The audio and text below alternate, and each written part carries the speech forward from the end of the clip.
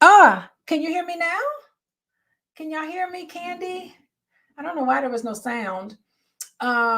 Is there sound now? Y'all let me know if you can hear me. I'll start again. I'm Dr. Alicia, and I'm looking at this. We're reading this book, How to Be Adult in Relationship. Yes, there's sound. Okay. 5 Keys to Mindful Loving by David Richo. And there wasn't any sound, but I'm here today to continue with our book club. I've been coming on every Sunday when I'm available and when I'm in town and I can have good sound and good internet. But we are finishing chapter 2 today of How to Be an Adult in Relationships. David Richo, he is a therapist, and he wrote a book, a really great book about healing. And we have been reading chapter 1. We're going to finish chapter 2 today. And if you want to go back and see the other videos about how to be an adult in relationships, other discussions that we've had, you can go to the show notes, and the show notes will will lead you, and there's links in there, and then you can be able to catch up with what we've been talking about. But I think that, today, if you're just joining me for the first time, you can still learn something for today. But I really do hope that you go back and look at some of those other videos, because there's some real good stuff in there. So we're finishing chapter 2. And I'm going to start here because there's many of you guys who have this book and been reading along with me. So we're at the bottom of page 72 of the paper copy. There's you can get it in Kindle, you can get the audiobook if you want, but for the paper copy, we're at the bottom of page 72, and we are going to finish chapter 2, and it is a really great read. So we're going to start. It's called The Heroic Journey. Okay. So the heroic journey of life is not a move from point A to point B, as in football, where the purpose is to go from the line of scrimmage to the goal, right? It's football season starting, so y'all know about that. It is a movement, rather, from point A to point A, right? To the thousandth power, as in baseball, where the purpose is to go from home with a point made from home to home. So think about life, not where you want to go from one end to the next end, but rather where you want to go around the bases, and you want to start off at home. You leave home, and that's the heroic journey, right? I don't know if you guys are familiar with Joseph Campbell. I love Joseph Campbell. Y'all need to get on some Joseph Campbell, because Joseph Campbell is the template for movies. Every single movie made, there's some reference to Joseph Campbell, and he referenced a lot of his work on Carl Jung. And Carl Jung is really good about the shadow side, the hero's journey, finding things, and being on this adventure of life. So what they're saying, the heroic journey that all of us go through. That's why we love movies, because we see ourselves in all of the characters in those movies. The protagonist is the person who goes on a quest and finds himself and then returns home, right? I know I watched shows like The Witcher and a bunch of different shows like that, and it's all about leaving and then coming back after you've had certain adventures in life. So David Richo, he's saying, no, we need to look at it where we're going from point A around the bases and then to point B. Wait, who's joining us? Hello? Okay. I don't know who. Somebody joined us. I think I know who it was. But anyway, so from point A to point A, as in baseball, where the purpose is to go. That was me. I was just checking your stream. You were checking my stream? Okay. The purpose is to go from home to home with a point made. That is something to show for the journey. You're distracting me. Why are you distracting? Hey, everybody. Yeah. I was just checking on you. Okay. But you're distracted. You're like. I know.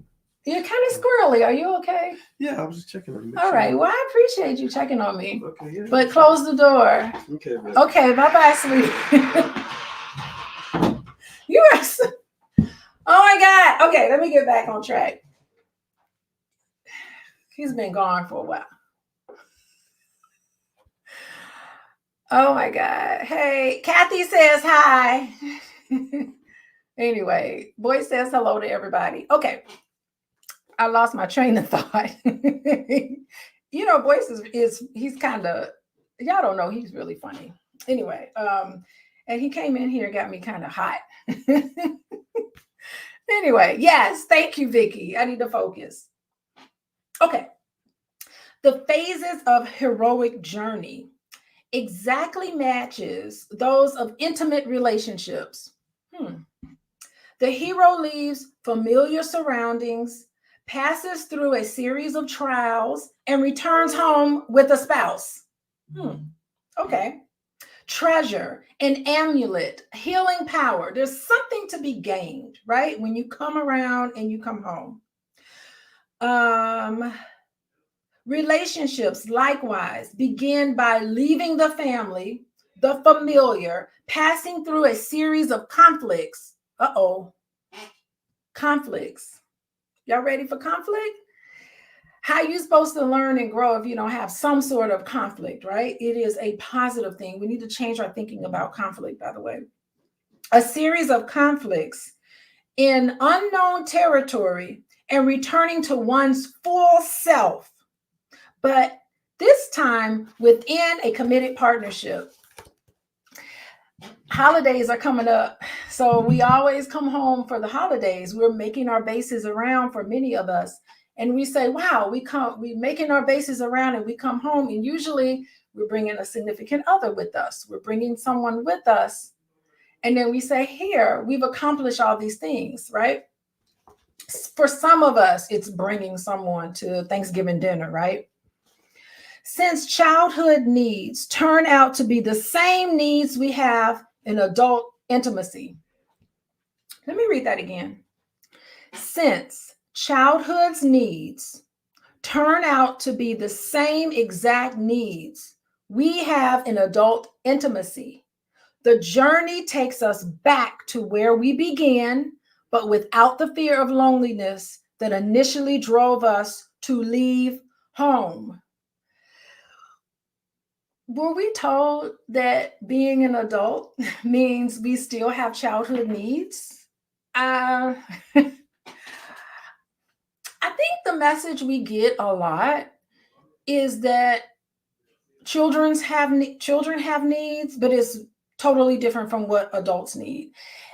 I think some of the messages that we get is that to be an adult means you don't have needs anymore. You take care of your own needs. You don't need all of this that you had. You don't need affection and love and all of this stuff. Sometimes you are okay without it. We're told that we do not need to find a partner or a significant other, and that it's perfectly fine. So to be an adult means we just give up our childish needs.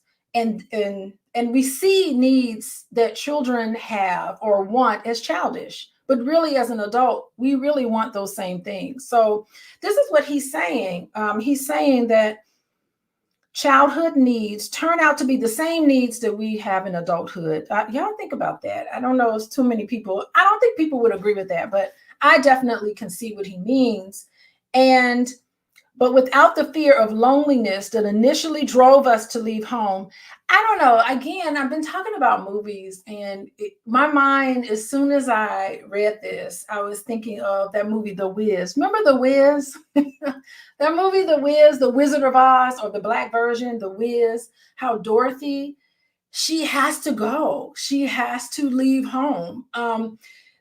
Everything leading up to her being swept up, right, was that we have to have this sort of quest. And even I remember The Wiz, watching that movie The Wiz, she had never been south of 147th Street or something like that. Like she had never really left home, and she was fine, being in her comfort area. But she, of course, went on this journey and quest, which is really just herself, right? Finding herself. And it's funny because even in Dorothy, when you talk about The Wiz, and I love The Wiz, there's so many deep analysis you can do with The Wiz.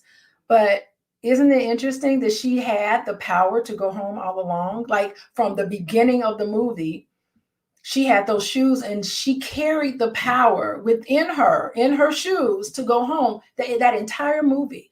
And so why not just tell her, hey, Dorothy, click your heel three times and you can go home? Well, she, even if you had told her, she wasn't ready for that message to go home. She needed to, along the way, follow the yellow brick road. There's a lot of hidden meanings in The Wiz, by the way, but she had to go through and sleep in the poppy seeds and have these challenges that she needed to have to become herself and to find out who she is. So he's talking about The Wiz, I think.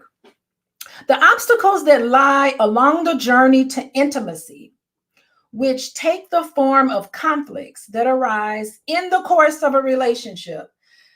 Boy, you got to be realistic when it comes to relationships because conflict is just inevitable. You're going to have conflict when you're in a relationship. And to me, it's in the conflict that growth happens, right? It's in that sort of conflict that you start to realize, I'm getting to know you a little better. So that's how I choose to look at conflict. How can I get to know you better? You're seeing things differently from how I'm seeing things. Tell me a story about how you came to this conclusion, and okay, now I know you better. It would be so great if us as adults could see conflict in that way and not, for many of us, conflict equals, what does conflict mean to most of us? Fighting and arguing and throwing things. And sometimes conflict equals abandonment. You don't believe what I believe. You speak up for yourself. You disagree with me. That means we can't be in this relationship anymore. And it's going to be the end of it. And so we need to change the way we look at that because it can be really frightening for most of us to even be in conflict. Okay. All right, let's move on. The hero. Okay, wait, here it is. Where was I? Okay. What seems to be in the way is the way. Wow. So he's talking about obstacles that lie along the journey to intimacy, which take the form of conflicts that arise in the course of a relationship, become a bridge to true communion and commitment when successfully negotiated. That's basically it. What I just summarized. What seems to be in the way is the way. So don't avoid it.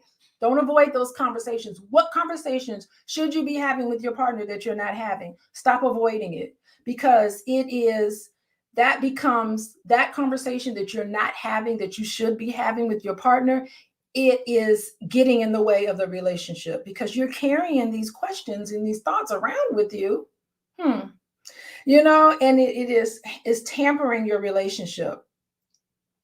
What seems to be in the way is the way. Adult love is the goal of human journey. Adult love is the goal. The hero is meant to become the lover of a partner. The hero is meant to become the lover of a partner and then enter a partnership with the world. There is no exclusively personal work.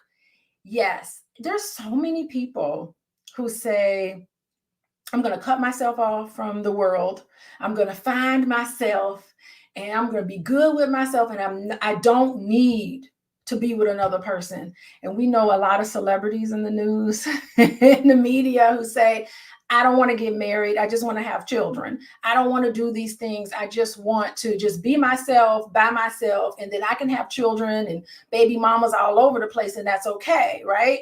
But where is the adult in that, right? The adult in that, it doesn't work. It's not exclusive, personal work, right? Every practice, both psychological and spiritual, readies us for enlightenment and serves the world. Love is indeed a journey from aloneness through closeness and opposition into communion, right? So you're alone, you meet somebody, you vibing with them. That first 18 months usually is the best time in the relationship. You see all the things, year to 18 months, you see all the things that you have in common. And then there's got to be some opposition. That's normal. There has to be some sort of challenge that the two of you have to come over, hurdle. And then you go into communion. And it's a cycle. It continues over and over again. All relationships have cycles, right? Some of them are destructive, right?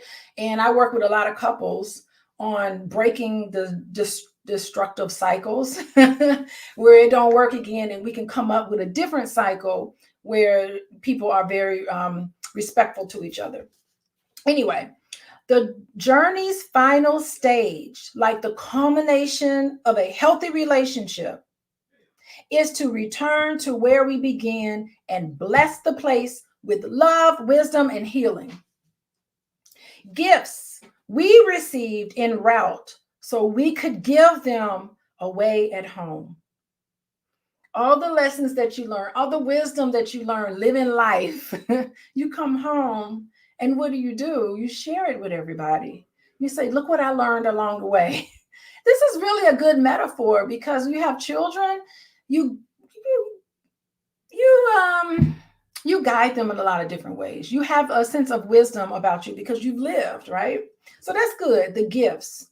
The path of the personal and the intimate journey goes beyond the inflated ego to the generous and wholesome ego, readying us for the higher task of being couriers of love to our fellow humans. The gifts we bring back are the talents we are endowed with at birth.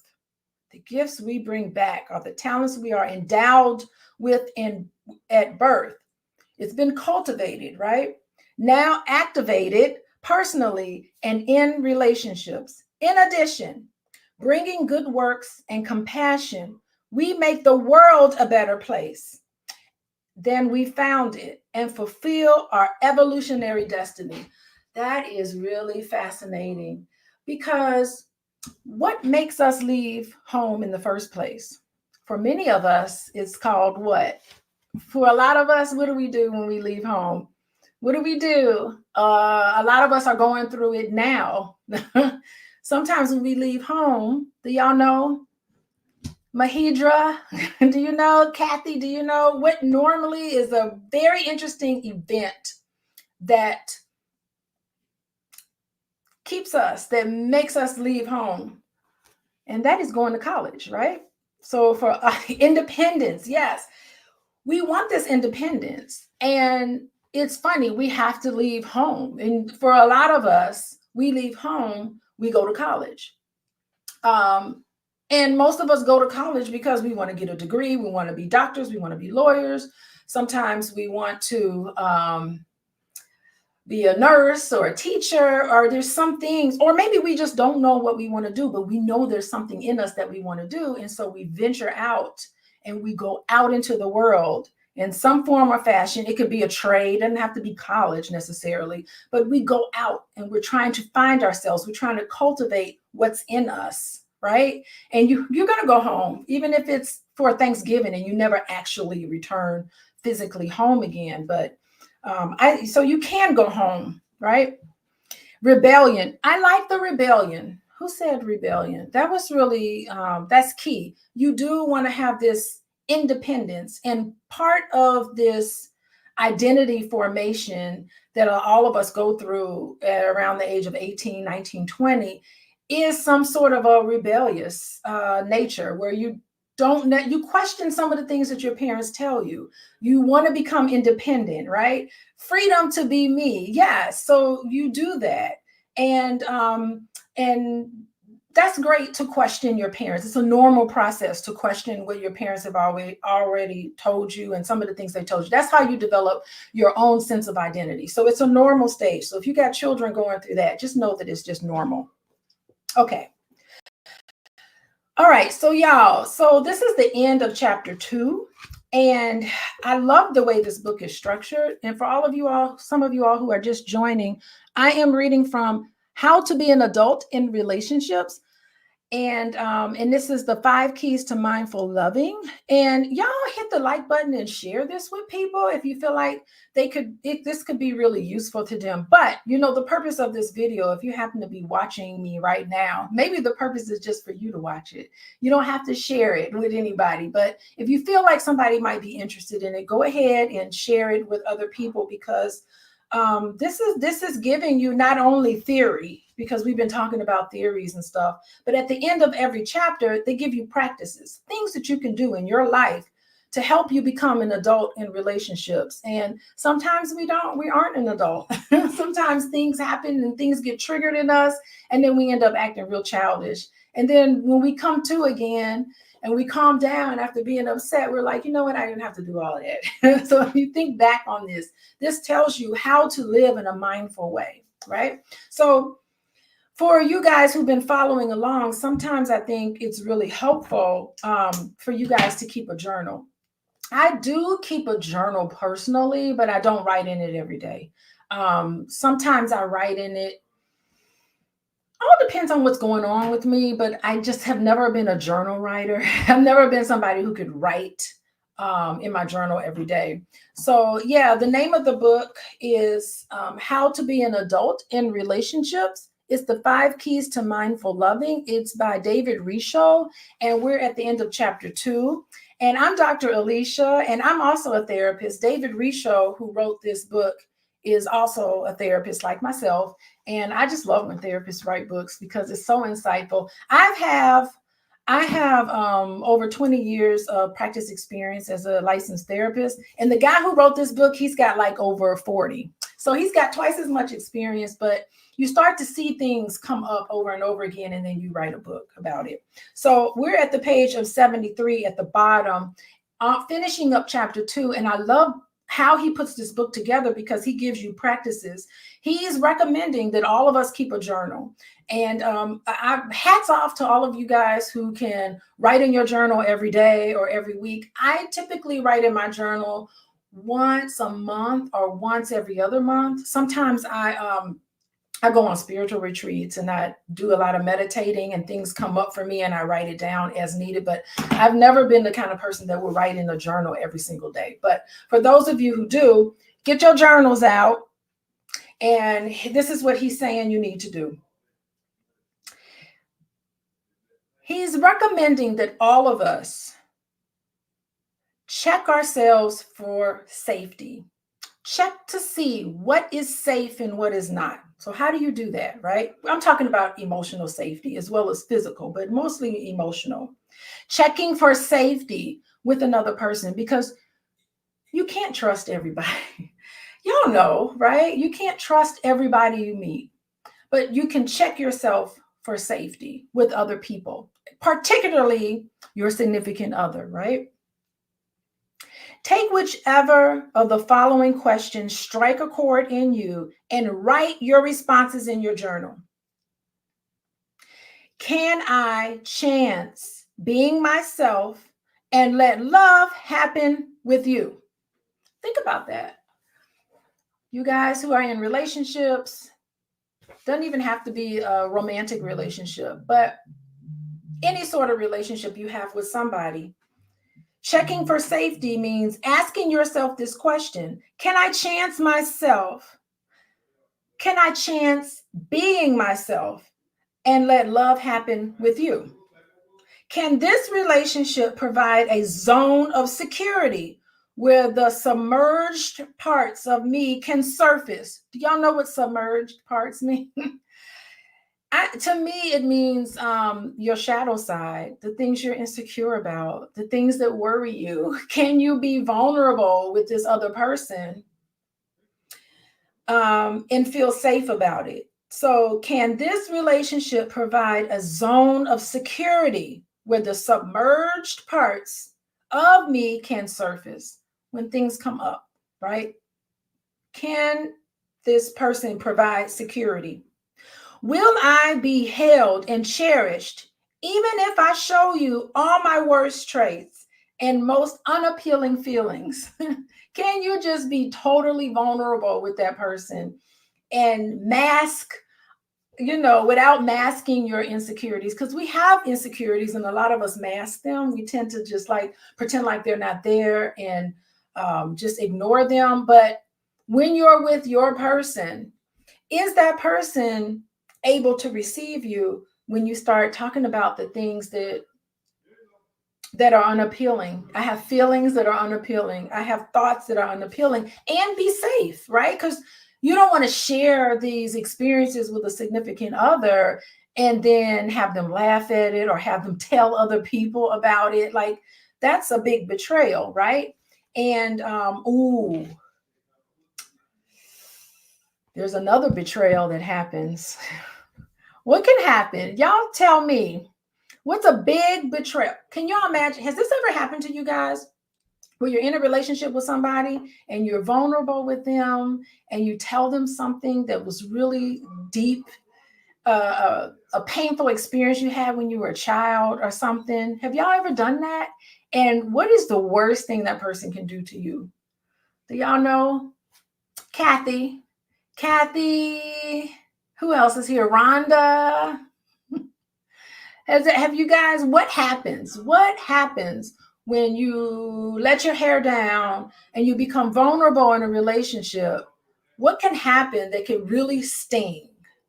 And I've seen this happen many times in relationships, and it is a very painful thing. Sometimes you're bringing it back. Ebony got it. You're vulnerable with, Ebony with the Egyptian symbol on there. Ebony got it right. You vulnerable with somebody, and then as soon as you have conflict with that person and they get mad at you, they bring it back up and throw it in your face. That's somebody you can't be vulnerable with. Don't ever do that in a relationship. Bring it back up. Thank you, Ebony, for that. Use it against you. Yes, they start using it against you. Don't do that. That is not being an adult. That's being childish. They do it too when they mad at you. Yes, when they get mad at you, they bring these things back up, and that is very, very painful. Don't ever do that to anybody. That's childish. In a fight, don't do that. That's childish. Okay, moving on. 74. Mirroring. We talked about mirroring 2 weeks ago. So if you look in the show notes, I think episode 2 is all about what mirroring means. So if you want to know what that means, go back to that episode. But what he's summarizing here is that in every phase of life, we see the influence of our earliest longings. Our work is not to renounce our childhood needs, so not to bury it, but to take them into account, work on them, and enlist our partner to help us do this if they're willing to do it. So not only is it sharing insecurities with your partner, but asking them to help you. I think that's so cool because most conflict comes from some sort of insecurity from childhood. You could say, suppose you have abandonment issues. For whatever reason, your mom or dad or whatever would abandon you, and it was painful to you.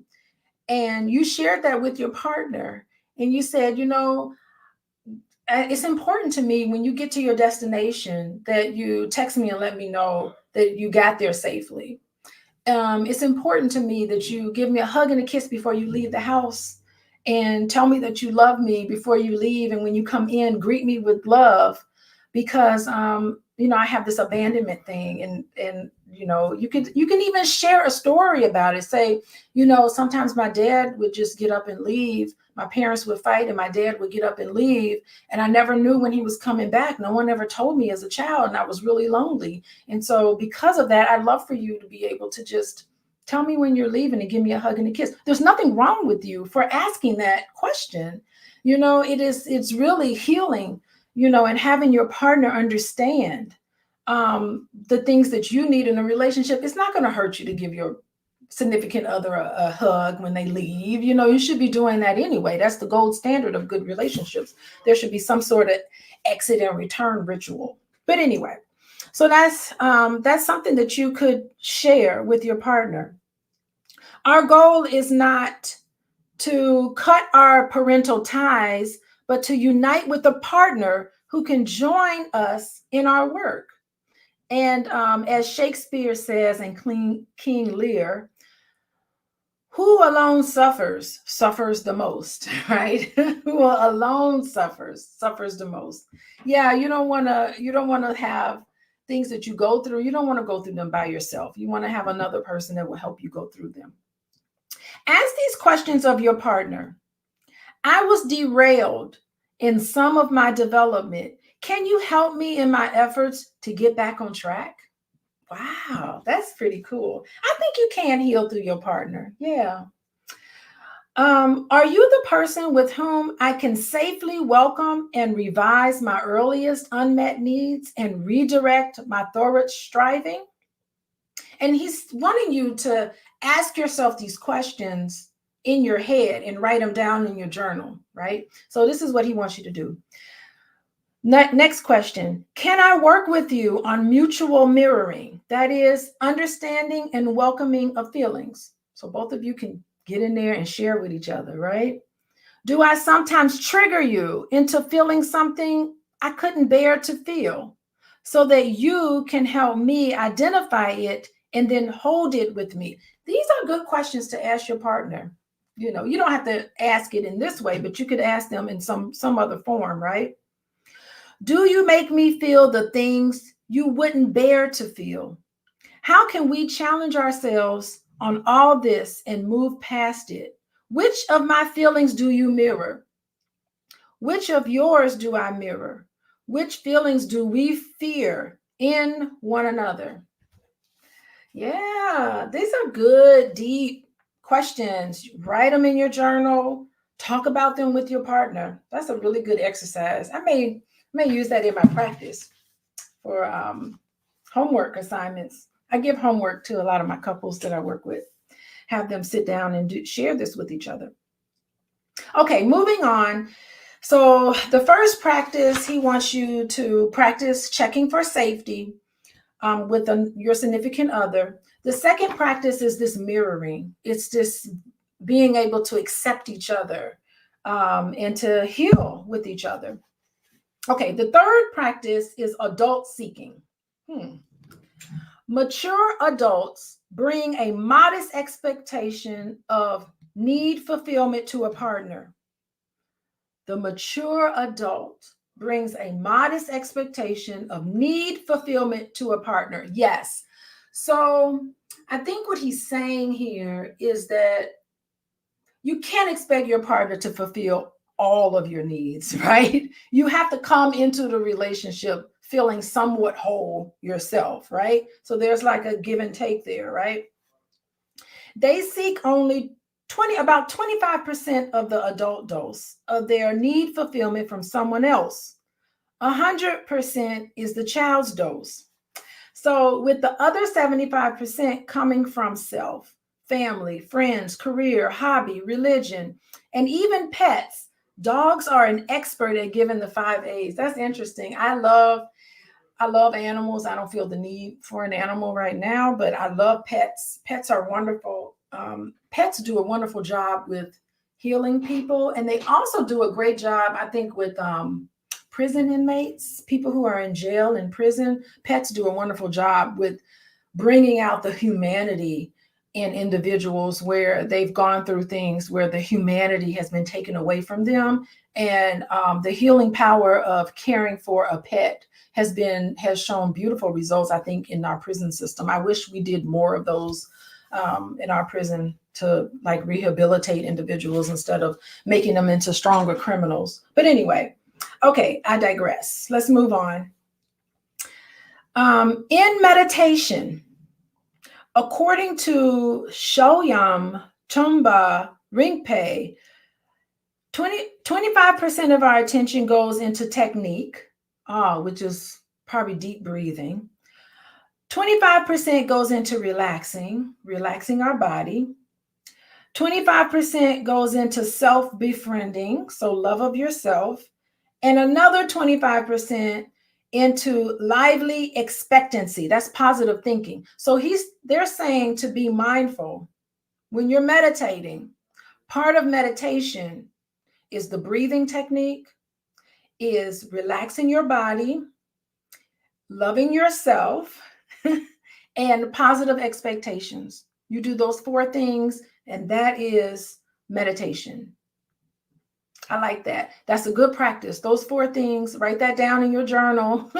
These 4 things you need to take on. He's saying an adult seeking behavior. He's saying you need to come into relationships already having the capacity of expecting positive things to happen, having the capacity to learn how to breathe deeply. It strengthens your vagus nerves. It just heals your body. Just enjoy breathing. That's heavy stuff to me. I don't know how y'all feel, but being able to breathe deeply is healing. That's meditation, breathing deeply. And the other thing is loving yourself and relaxing your body. If you could do those 4 things, you can be an adult in a relationship. That's adult seeking behavior. He uses the analogy of our experience in a movie theater. 75% of our attention is on the movie, the rest on popcorn, the person with us. The divided attention makes for a pleasurable experience. Not possible if all of our concentration is only on the movie. It is said that half of a loaf is better than none. Well, accepting a quarter of a loaf may be one of the secrets of a successful relationship. Yeah, that makes sense. It's like having the entire experience and sharing an experience with another person. That's the beauty of the whole experience. It's nothing like, I like going to the movies, but you go by yourself and you just like, I just remember thinking like, I'd like to have someone here that I can laugh with, that I can talk to, that can share this experience with me. I think it's really kind of cool that way. So sometimes you're thinking about popcorn, you're thinking about drinks, you're laughing, you know, if it's a funny movie, laughing or crying or reacting to the movie in some sorts, and you have someone with you, a partner with you to share. So that's what he equates that to. That's really smart. Okay. So now pull your journals out. He wants you to respond to these questions in your journal or together with a partner. So if you're single, you can still respond to these questions in your journal if you're single. Question number 1. What are my sources of need fulfillment? And what percentage of my needs get fulfilled by each source? So he wants you to reflect upon what percentage of my needs get fulfilled by each source. So what are sources of need fulfillment? What are some things that you do in your life? I'm trying to answer it for myself. Well, I enjoy exercising. So I get up in the morning and I go exercise with my boot camp friends. And it fulfills a need for me because I connect with other people who are like me. You know, they live in my neighborhood. Sometimes we know each other through work, or I know each other through school, or by my children. Parents know each other. So it's a nice social outlet. So it fulfills a need for me to interact with other people. And then we're having fun and we're exercising. It's really a good time, you know. So I understand some needs that I have. So if I was writing it down, I'd be writing down exercising. I write down some of the stuff I do with students at my university, you know, for need fulfillment that I have there. So anyway, next question. How do I react to the quip from some guy named Anton Chekhov? If you fear loneliness, don't get married. Interesting. Do I present an adult-sized needs for all of the 5 A's? Has it moderated since childhood, like my need for milk? Okay, so you have need for milk, but it's moderated a little bit more from childhood. Can I receive a moderate adult dose of attention and be happy with it? Oh, are you some bottomless pit? I think what he's saying is that when I'm interacting with other people and I need attention, for instance, and they give me attention, is it like a bottomless pit? Like to some extent, there's enough, right? You've given enough attention. You don't need to keep asking for endless levels of attention. So I think he's saying there's a point where there's a moderate point where like enough is enough. I really don't need affection right now. This is not appropriate for you to hug me at this point, right? So sometimes there's a moderate need. Or do I have a gnawing sense that I did not get what was coming to me? Am I insisting on it now? Was I rejoicing on our wedding day when every cell in my body was poised to cry about what went on in early life? So are you in a relationship with someone and you have so much emptiness inside that there really is nothing that partner can do to make you feel better? You know, it's one thing to say, I have these abandonment needs. I really just need you to give me a hug and a kiss before you leave. That's not asking for too much. But to ask your partner to spend time with you all the time, like that's a little too much, right? So you need to be you need to make sense with what you're requesting your partner to do. I think I get what he's saying. Let's move on.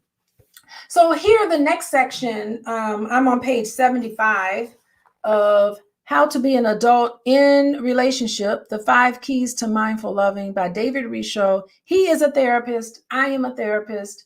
And he wrote this book, and me as a therapist reading this book and giving you my interpretation of this book, which I think is pretty profound. So the next section of this book talks about facing our options.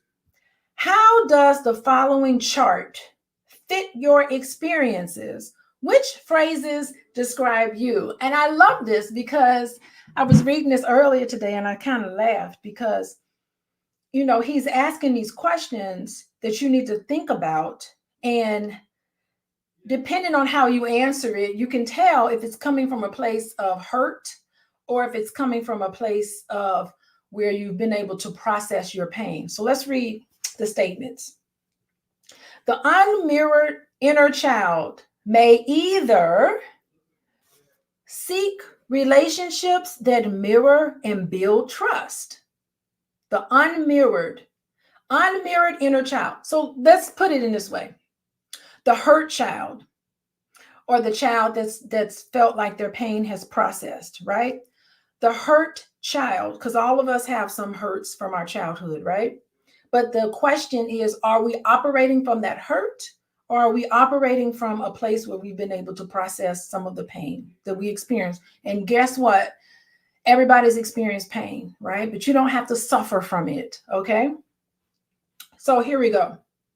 Do you seek relationships that mirror and build trust, or do you seek relationships that fail and to mirror and break the trust? So what's happening in your relationships? Is trust being built, or is trust being broken? And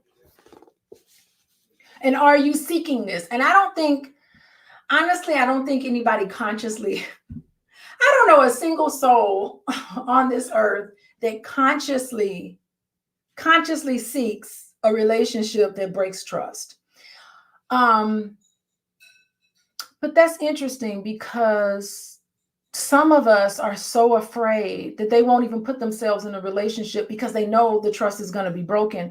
And I think that's interesting because it reminds me of that interview with Cam Newton about how he doesn't even get into a committed relationship. And I think this is probably why. He is a hurt little boy.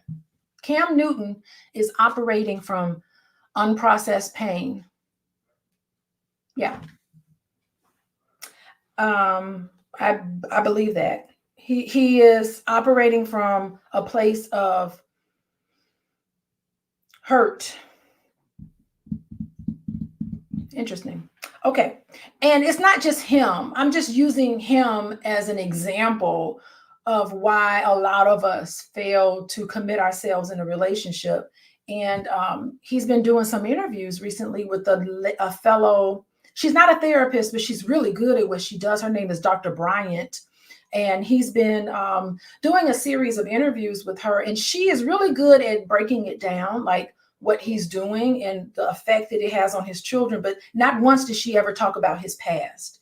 And I don't think she's a psychotherapist. It doesn't seem like she's more of a coach. And a coach, the difference between a coach and a psychotherapist, and I mean, it's fine. Those are the different. A coach is somebody that looks at where you are and where you're going in the future, where a therapist looks at the hurt child, right? So he's operating from a place of hurt, I'm almost certain. But anyway, here's the next one.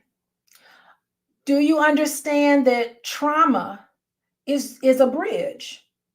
Or do you experience trauma only as an obstacle?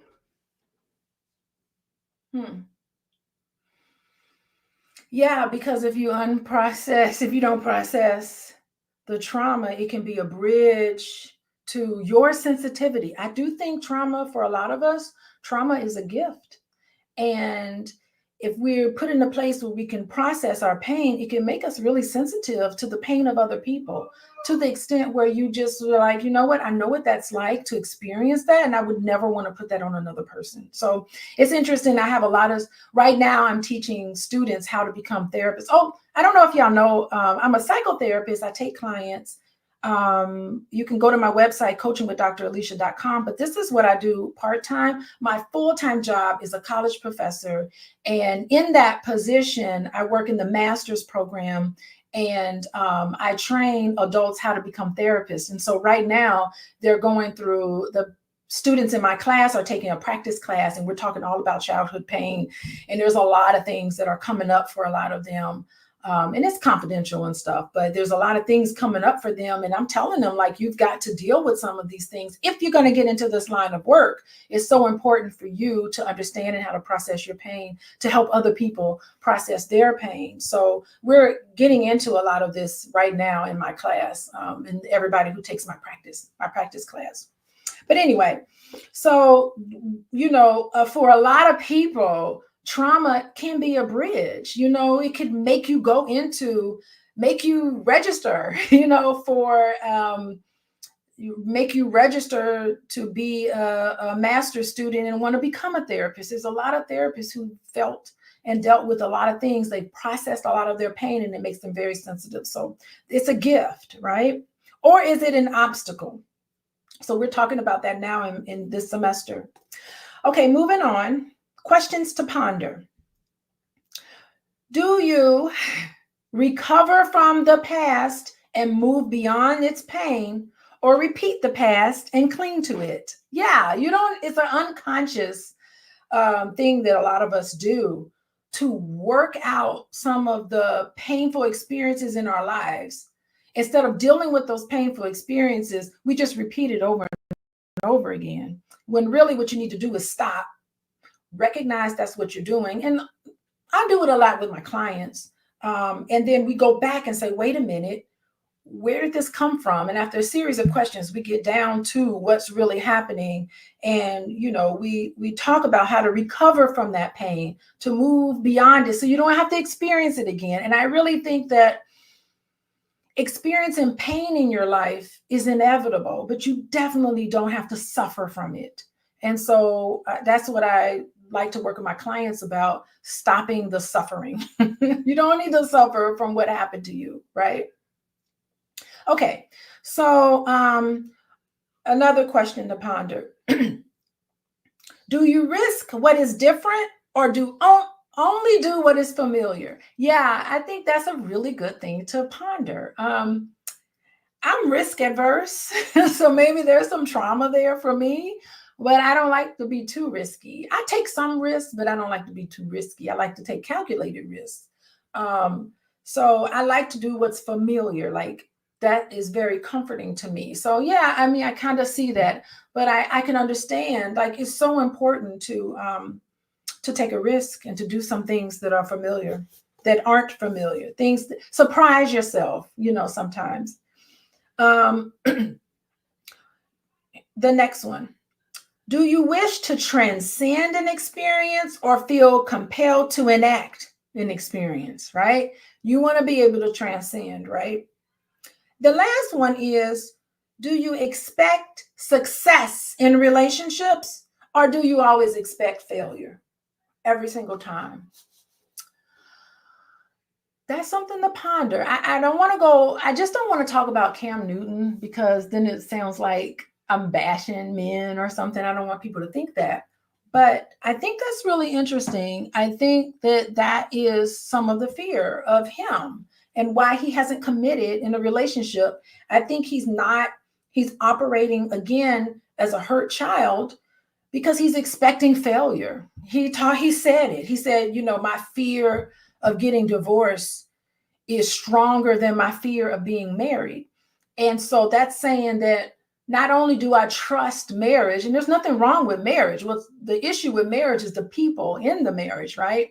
So he's saying there must be something wrong with me because I'm not the kind of person that could be married, and I'm afraid. I'm afraid that that marriage will end and it'll be divorce, right? So that tells me that he's operating from this hurt childhood. He's operating from pain because he's expecting failure. So he had a lot of failure in his life. And I'm not just saying that about him. We did another podcast on Fly Nubian Queen about another lady. I wrote her name down. Chavez, her name is Chavez. I've never heard of her. I don't know how these people become so famous online. I never know. Chody Chavez. Anyway, some lady online that talked about she's got 3 baby daddies and she's fine. She don't even get child support from them, and I can take care of them all by myself. Almost like I don't really need the father. I just have these kids with these rich people, and I'm not a gold digger because I don't want child support from them. I take care of them on my own. And I don't understand that, So she, of course, is expecting failure every time because she hasn't committed herself to anyone either. So it's not just men who feel this way. There are women who are acting out of pain. So anyway, I'm not a therapist to them. I'm just using them as an illustration on what happens to us when we don't process things. And clearly I'm not alone because David Risho feels the same way. So anyway, if you guys are just tuning in, we've been talking for about an hour and I'm talking about how to be an adult in relationships. It's the 5 keys to mindful loving with David Risho. The show notes, if you go to the show notes, you can go to all of my past videos, chapter 1, and then there's chapter 2 there. We're finishing chapter 2 today. And then next week, we're going to go into chapter 3. Okay. So far, we're going into practices. You need to check for safety. Second thing you need to do is adult seeking. And then the third thing is to face our options. Face our options. How are we going to proceed in life? Are we going to proceed as somebody who's processed the pain? Or are we going to proceed in life like Cam Newton and some others as a hurt child? He's comes across as somebody who's really gone through some pain, right? And hasn't processed it. So anyway, the next section that he's talking about is self-caring. Early abuse can affect our adult capacity to take care of ourselves, especially when it comes to our health. Whew, that's deep. So sometimes we don't put our health ahead of everything else, right? We give and give and give, but we don't put ourselves first. We don't care for ourselves, particularly when it comes to our health. And I think mental health and physical health, those go hand in hand. How do you take in warnings about life-threatening behavior? Reading the warning label on the cigarette pack may lead us to stop smoking. In this case, the warning is received in an adult way. So when you receive warning in an adult way, you take care of yourself. You heed the warning, right? But the warning can also fall flat in the deep depth, I don't care, of the despairing inner child who has found yet another way to die. Answer this question in your journal. Where am I on the spectrum? Ooh. How many of you guys do things you know you shouldn't be doing? How many of you all neglect your health? And where are you on this spectrum of neglecting your health or taking it seriously? Interesting. Yeah, I think it's, one exercise that I have some of my students do in my class is to do for 1 week, do a food journal. They journal for 1 week, and they write down how they feel as they were eating. And that's a really good exercise too, to do in your journal, to just write down everything that you've eaten and then write down next to it how you felt when you were eating it. I think it'll be eye-opening. Anyway, so page 76, refusing abuse. Intimacy entails openness to others' feelings. However, it does not mean allowing yourself to be abused. We speak up and say, ouch, directly to someone who hurts our feelings. If someone is physically abusive, immediately get away and get help. In the case of long-term discomfort in a relationship, here is a practice that may help.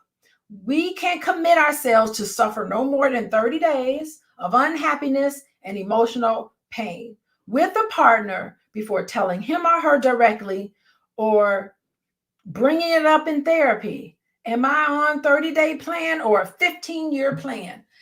This is a fantastic model. I, as a couples therapist, will get people who will come and talk to me, and they will talk to me about their issues.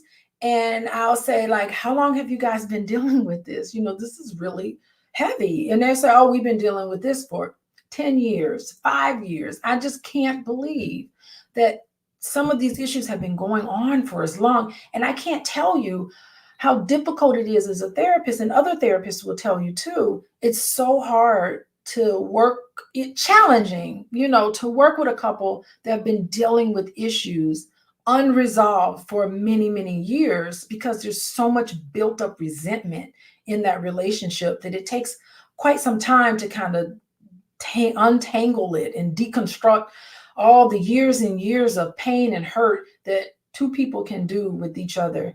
And I really do recommend physical abuse is illegal. Like, it's illegal to put your hands on someone out of anger. So you call the police and get out of there, right?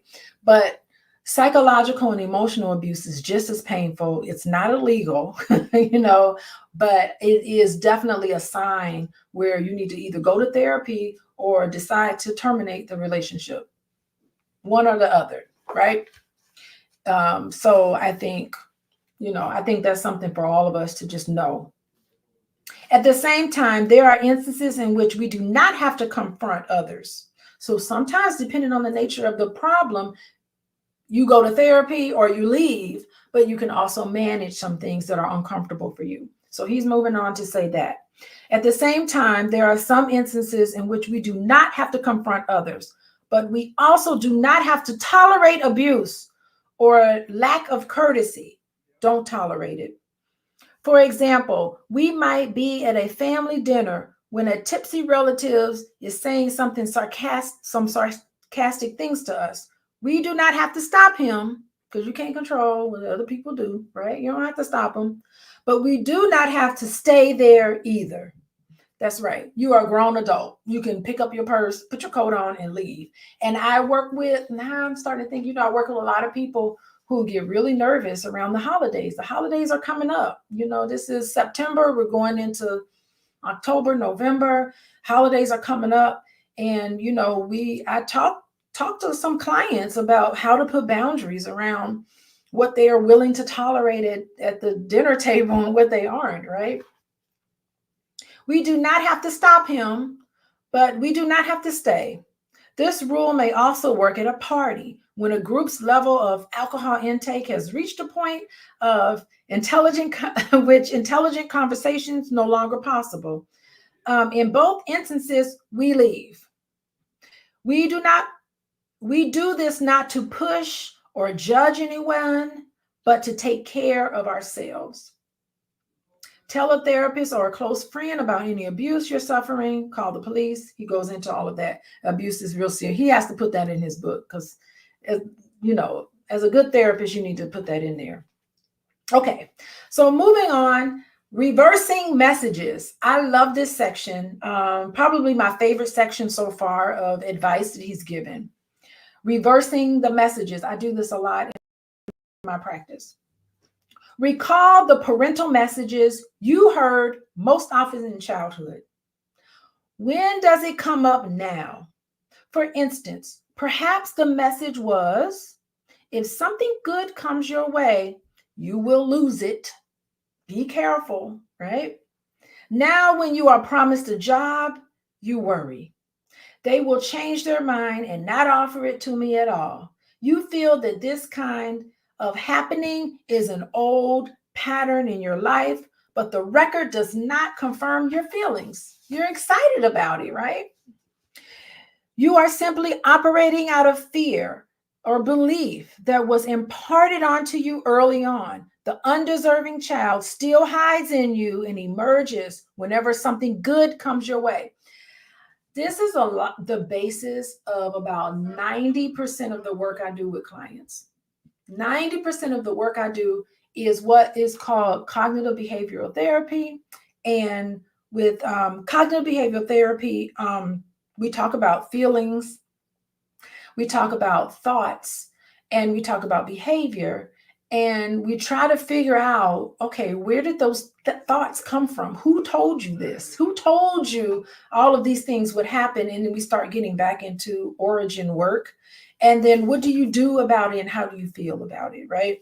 So, and then we work on kind of changing some of that up. So, yeah, so this negative thinking can kind of sabotage a really good thing that can happen in your life, right? Or you can even go into a new relationship and think, I don't want to allow myself to get excited about this person because I feel like this person will disappoint me because I've been told that relationships are disappointing, or I just know this isn't going to work out. And you don't even know if that's going to happen, right? It's these negative thinking that can kind of get in the way, and it makes you feel sad.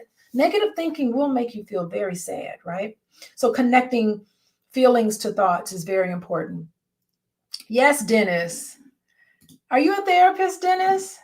CBT and DBT. Yeah, DBT is really helpful for people with those special kind of personality things going on. But yes, Dennis, you must be a therapist, or you must be on the receiving end of CBT, but it's really helpful.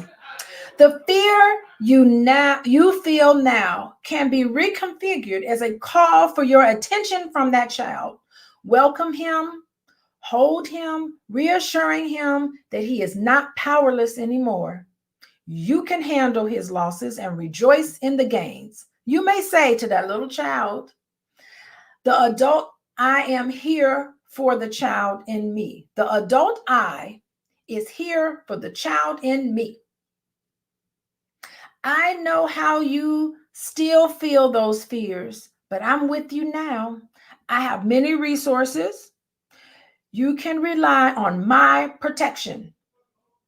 I will simply sit with you, feel in a mindful way. This metaphor, this metaphorical active imagination technique ends the child's sense of being undeserving, and increases his trust in himself. Yes, I do this a lot in my practice. It's sometimes I do the empty chair technique. Y'all ever heard of this? Sometimes I'll do like the empty chair technique where you can have an imaginary conversation with even the inner child or with the person that hurt you, and you can get a wise boy. Y'all hear that? He's so noisy. You can have a conversation with that imaginary person in that chair, and it's very transformative. So I use a lot of these techniques in my practice. Okay. Most of us have internalized many messages by which we judge and insult ourselves. We put ourselves down. If we grew up in a household where sometimes we put ourselves down, we grow up in an atmosphere where at times we were put down by our parents or relatives. Sometimes we can internalize that and start putting ourselves down. Yes. Okay, Kathy loves the empty chair. Yeah, the empty chair is a really awesome sort of technique. Very it's a breakthrough moment a lot of the times.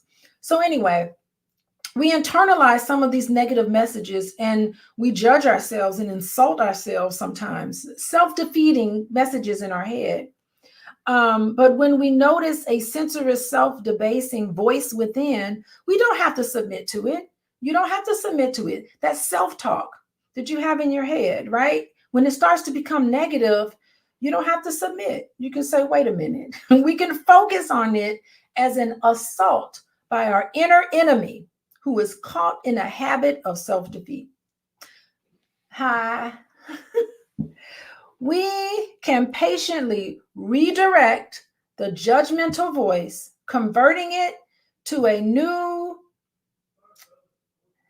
and vocular voice, one with feisty compassion for our frightened inner child, one that speaks kindly to us, one that responds to us with attention, acceptance, appreciation, and affection, and allows for error.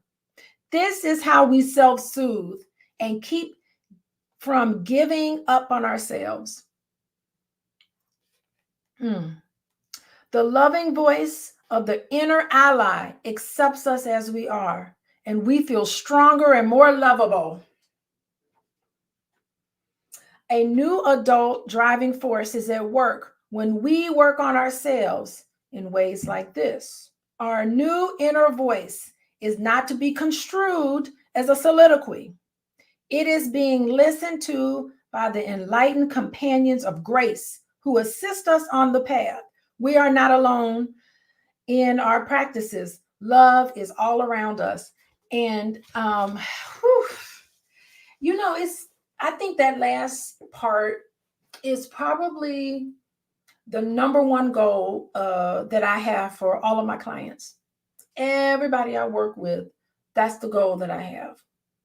To know that you are okay. You don't have to try to be perfect because you already are perfect, And I just wish, my wish going into every session that I have with couples and individuals and families is that I want everybody to accept everyone and to love each other. I mean, I really do feel that way. And, you got to kind of meditate to some of that. And there's a song. Oh my God. Okay. So y'all, there's a song I love called Love Surrounds Us. Love Surrounds You. Y'all write this song down. Y'all gotta, okay. There's a song that I meditate to. And I want y'all to download this song. It's called Love Surrounds Us. Love Surrounds You. And it's by Bird Tribe. So look up this song by Bird Tribe. And the name of the song is Love Surrounds You. Listen to that song, y'all. That is really the key. That's the key to all of this, that love surrounds you. And I listen to it all the time. Probably, I don't listen to it every day because that would be a little too much. But I think probably once a week I play that song. So you may want to think about playing that. And I think it just, whenever I feel really nervous, and I have feelings, right? Whenever I find myself stressed out or nervous, I will play that song and it just really helps me. So it might help you too. Okay, moving on. We are all lovable because there is an enduring wholeness in us. Our Buddha nature, a capacity to love that remains uncompromised no matter what has happened to us in life. This basic goodness is the core of our being. Yes, I do want, again, that's another goal that I want all of my clients to know, is that there is, and all of you guys who are watching, there is a basic goodness that is the core to each and every one of us. There is a basic goodness. Even the narcissist, I know we like to name people and call them narcissists. Even the narcissists have a core of them that's good. It's just been hidden because they are individuals who are narcissistic or have tendencies or toxic traits. They're in pain too, right? So there is a goodness that's in them. And if they went through and healed some of their pain, I think they could learn to interact with individuals better. I honestly believe that. It does not have to be conjured by effort, but is a grace given to all of us, abiding intrinsically in human nature. We access the gift dimension, grace, when we look with friendliness upon ourselves. Yeah, I think that's a great sentence there. The bottom of page 77. Y'all read that. That's really beautiful. Okay, moving along. Our ego defenses arose in reaction to unfriendliness toward us from others. Thus, they originated from a frustrated longing for love. Longing for love. That is why our puffy ego deserves compassion, not insult. Yeah. It's extremely rare that the narcissist gets help.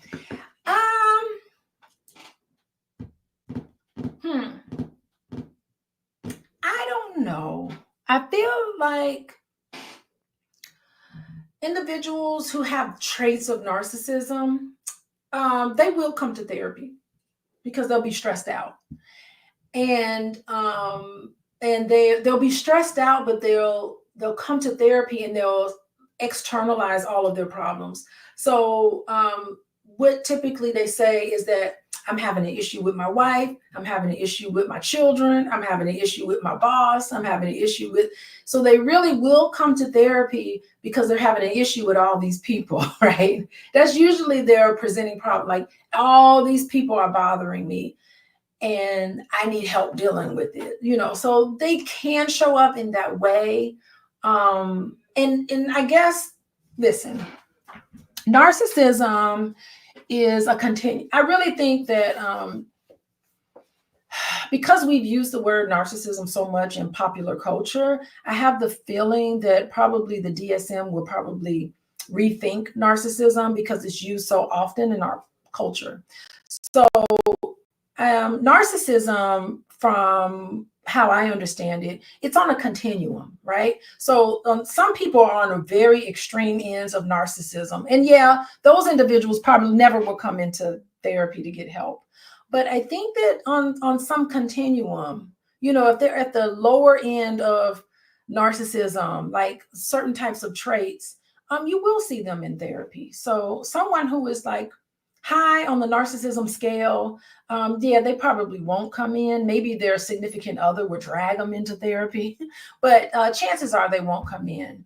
But I think, I'm not one of those people that think that narcissistic individuals just need to be thrown away and out of reach of society. I'm not one of those people that believe that. But anyway, I kind of feel like any and everybody, to some extent, can always work on themselves. That I really do believe that even narcissistic people, that the basic goodness is the core of our being. I really do believe that about them.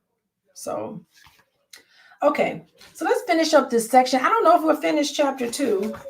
Maybe we'll finish chapter 2 next week, but let's finish the rest of this section. Okay. Let's move on. Okay, being a Buddha. So we can choose compassion for ourselves, be a Buddha to ourselves. Narcissistic people can do that. People with toxic traits, they can do that with even them, right? His first word upon enlightenment, as he looked at the world and the human heart, it was wonderful. Or we can campaign against ourselves, be the critic who nails into our hearts a wanted poster about our misdemeanors. Imagine yourself a missionary when you hear a critical voice inside. You know what? I think that is the best use of the word missionary I've ever heard in my life, right? Imagine yourself a missionary when you hear a critical voice inside. I think that's the whole point of missionary work.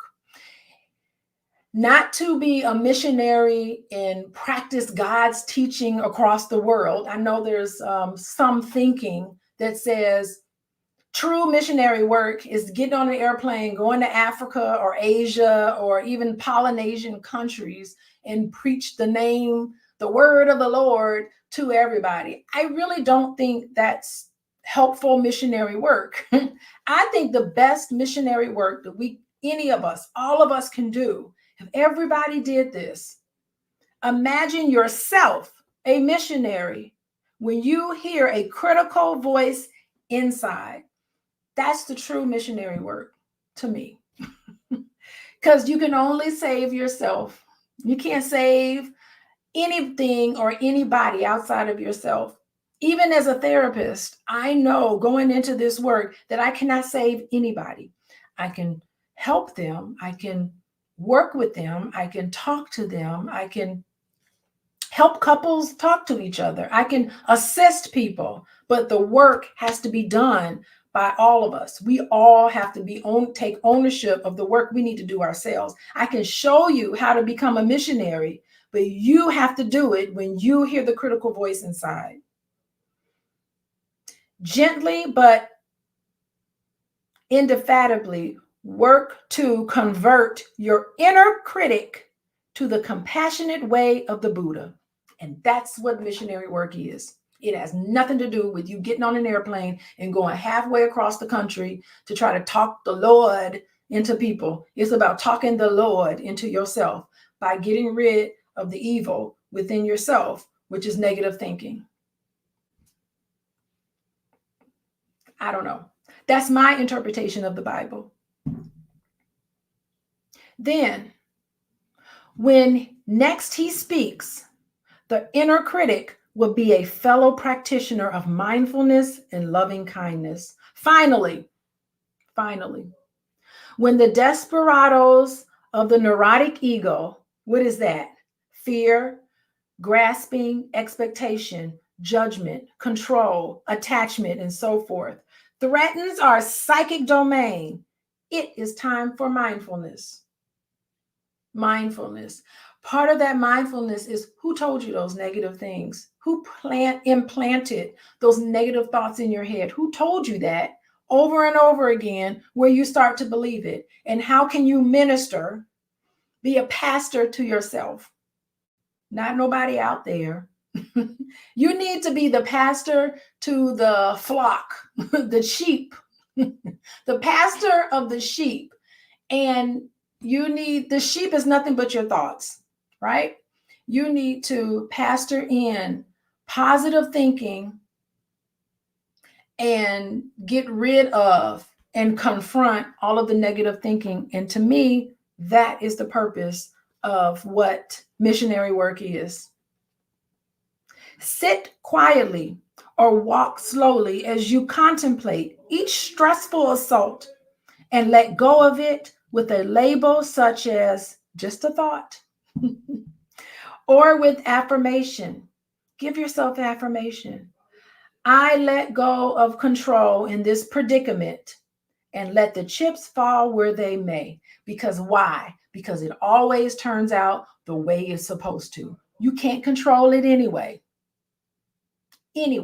You can't control how things happen, but you can control your thought about it. So yes, I agree with this. Let the chips fall where they may. I say that a lot in my day-to-day work. I say, hey, I'm doing this, and whatever happens, so be it. Let the chips fall where they may. I say that quite a bit.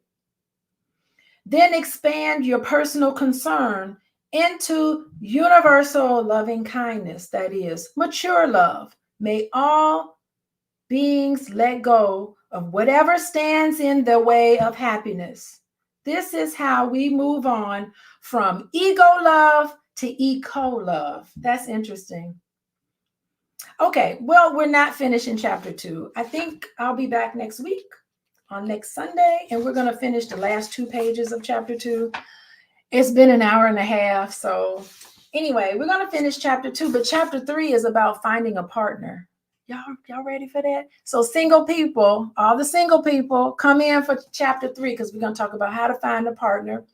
But here, I mean, chapter 1 and 2 is really how to get ready to find a partner. But by the time you get to chapter 2, you're ready to be seeking out a partner. So what I'd like for all of you all to do before next week, you got a couple of hours of videos where I go through this book. I think I do a pretty good job interpreting what I think David Risho is thinking.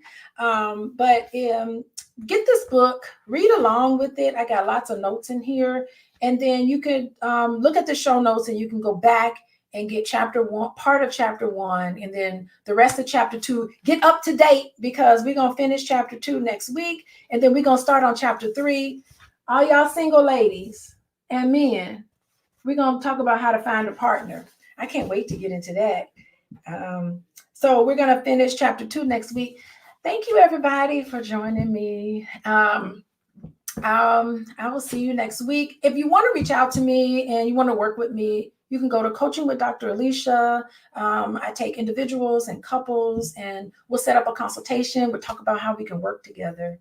So thank you, everybody. Thank you, Deborah. Thank you, Kathy. Thank you. Who else? Thank you, Deborah. Cocaine. What is this? Cocaine on the wood grain. Okay. I love that name. Y'all got some great names here. Dennis, thank you. Thank you all for joining. I'll see y'all next week. Bye-bye.